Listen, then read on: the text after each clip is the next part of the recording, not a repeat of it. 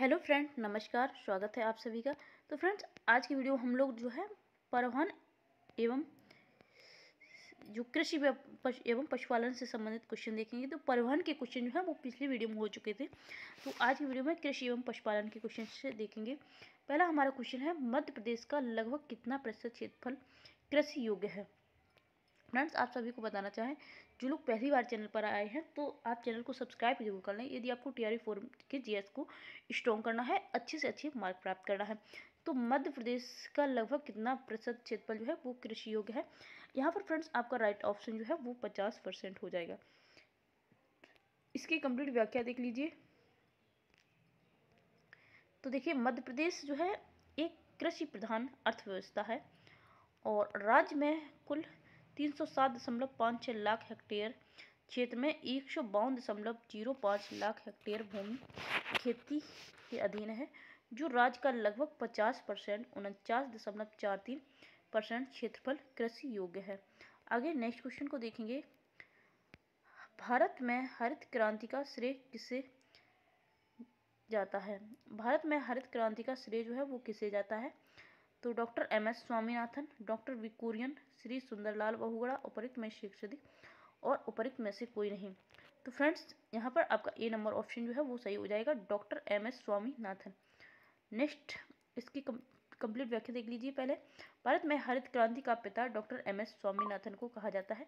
इन्हें वर्ष 2024 में मरणोपरांत भारत रत्न दिया गया है, इसलिए ये काफ़ी इंपॉर्टेंट है और यहाँ से क्वेश्चन जो है वो जीएस के तौर पर भी पूछा जाता है और करंट के तौर पर भी यहाँ से जो है क्वेश्चन ले लिया जाता है। नेक्स्ट हमारा क्वेश्चन है, मोटा अनाज को चमत्कारिक अनाज और भविष्य का अनाज कहा जाता है, क्यों। तो ये रीजन पूछा गया है, क्यों। तो कुछ रीजन दिए गए हैं, सूखा सहिष्णुता फसल, कुछ बाहरी कारक की आवश्यकता, पोषण की दृष्टि से चावल और गेहूं बराबर है, उपरोक्त में से अधिक और उपरोक्त में से कोई नहीं। तो फ्रेंड, इसका राइट आंसर जो है वो यहाँ पर आपका डी नंबर ऑप्शन राइट हो जाएगा।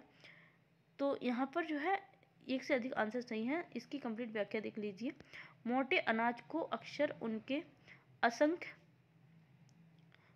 स्वास्थ्य लाभों तथा इसके तथ्य के कारण चमत्कारिक अनाज कहा जाता है कि वे कठोर शुष्क वातावरण में पनप सकते हैं जहां अन्य फसलें संघर्ष करती हैं। मोटे अनाज को चमत्कारी अनाज माने जाने के पीछे कुछ प्रमुख कारण हैं, जो निम्न हैं। मोटा अनाज प्रोटीन, फाइबर, विटामिन और खनिज जैसे पोषक तत्वों से भरपूर होता है। मोटा अनाज सूखा सहिष्णु फसल है।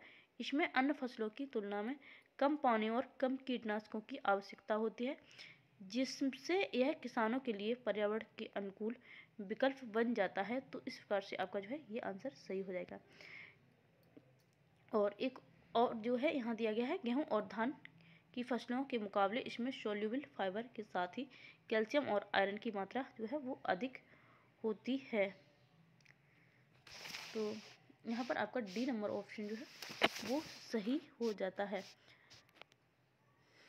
आगे नेक्स्ट क्वेश्चन है, जहाँ पर पूछा गया है, निम्नलिखित में से कौन सी उड़ीसा का स्थानांतरणशील कृषि है। तो उड़ीसा की स्थानांतरणशील कृषि पूछी गई है। तो फ्रेंड्स, यहाँ पर आपका राइट आंसर क्या होगा, पोडू, पेंडा, व्यवहार, उपरोक्त में से अधिक और उपरोक्त में से कोई नहीं। फ्रेंड्स, राइट आंसर आपका जो है पोडू हो जाएगा। कंप्लीट व्याख्या जो है वो एक बार देख लीजिए।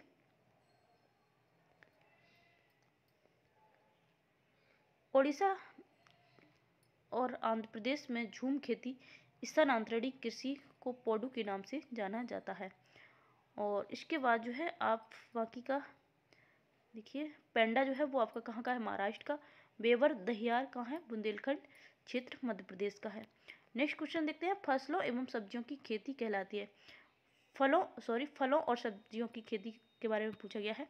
तो फलों और सब्जियों की खेती जो है वो बागवानी के अंतर्गत आती है। सी नंबर ऑप्शन राइट होगा। और इसकी कंप्लीट व्याख्या देख लीजिए। तो यहाँ पर कुछ खेतियों के प्रकार दिए गए हैं। तो बागवानी के अंतर्गत जो है फलों, फूलों, सब्जियों, मसालों की खेती की जाती है। फूलों की खेती को फ्लोरिकल्चर कहा जाता है। रेशम कीट पालन को सेरीकल्चर कहा जाता है। मधुमक्खी पालन को एपीकल्चर कहा जाता है। मछली पालन को पिशीकल्चर कहा जाता है। और फलों का उत्पादन जो है वो पोमोलॉजी कहलाता है। तो इस प्रकार से जो है सी नंबर ऑप्शन जो है वो आपका राइट हो जाएगा। नेक्स्ट क्वेश्चन है, उत्तरी भारत में शीतकाल में उपजाई जाने वाली फसल चावल की फसलों के स्थानीय नाम जो है वो यहाँ पर आपको दिए गए हैं। तो इसका करेक्ट आंसर आपको बताना है कि कौन सा आंसर जो है वो इसका सही हो जाएगा। तो यहाँ पर आपको जो है सही आंसर बताना है। उत्तरी चावल में शीतकाल में उपजाई जाने वाली चावल की फसलों के स्थानीय नाम जो है वो क्या है। तो ऑप्शंस जो है आपको दिए गए हैं। सही वाला ऑप्शन क्या होगा, अमन, अगहनी और औंस, अमन, सौली और अगहनी, अमन, औंस और सौली, उपरोक्त में से एक अधिक और उपरोक्त में से कोई नहीं। तो फ्रेंड्स यहाँ पर आपका बी नंबर ऑप्शन सही होगा, अमन, सौली और अगहनी। तो इसकी कंप्लीट व्याख्या देख लीजिए। उत्तरी भारत में मई जुलाई से सितंबर दिसंबर तक चावल की फसल उगाई जाती है। शीतकाल में उपजाई जाने वाली चावल की फसलों का स्थानीय नाम अमन, सौली तथा अगहनी है। चावल की प्रजाति औश को गर्मियों में पूर्व मानसून वर्षा के साथ जो है वो बोया जाता है। इस प्रकार से बी नंबर ऑप्शन आपका राइट होगा। नेक्स्ट हमारा क्वेश्चन है, स्थानांतरित कृषि का जो है स्थानीय नाम पूछा गया है। निम्नलिखित में से कौन सा स्थानांतरित कृषि का स्थानीय नाम है, ये आपसे पूछा गया है। वेबर, दहिया, पौंदू, उपरोक्त में से अधिक और उपरोक्त में से कोई नहीं। तो यहाँ पर फ्रेंड्स आपका जो है डी नंबर ऑप्शन राइट होगा। और इसकी कंप्लीट व्याख्या आप देख लीजिए। तो स्थानांतरित कृषि, झूमिंग कृषि भी इसे जो है बोला जाता है। वह एक प्रकार का आदिम प्रकार के होते हैं, जो लोग जो है वृक्ष को काट कर उस पर खेती करते हैं और उसे परती छोड़ देते हैं, और उसके बाद जो है जब उस पर फसल उगा के फिर उसे छोड़कर दूसरी जगह इसी प्रकार से जो है फिर खेती करते हैं। तो इस प्रकार से यहाँ पर डी नंबर ऑप्शन जो है सही होगा। और यहाँ पर जो खेती का प्रकार दिए गए थे जैसे कि, तो ये सभी जो है स्थानांतरित खेती के ही प्रकार हैं। जिसे आप देख सकते हैं, झूम उत्तर पूर्वी भारत में बोला जाता है, बीवर, डहियार बुंदेलखंड संभाग मध्य प्रदेश में, दीपा बस्तर जिला में, और पौंडू जो है वो आंध्र प्रदेश में बोला जाता है।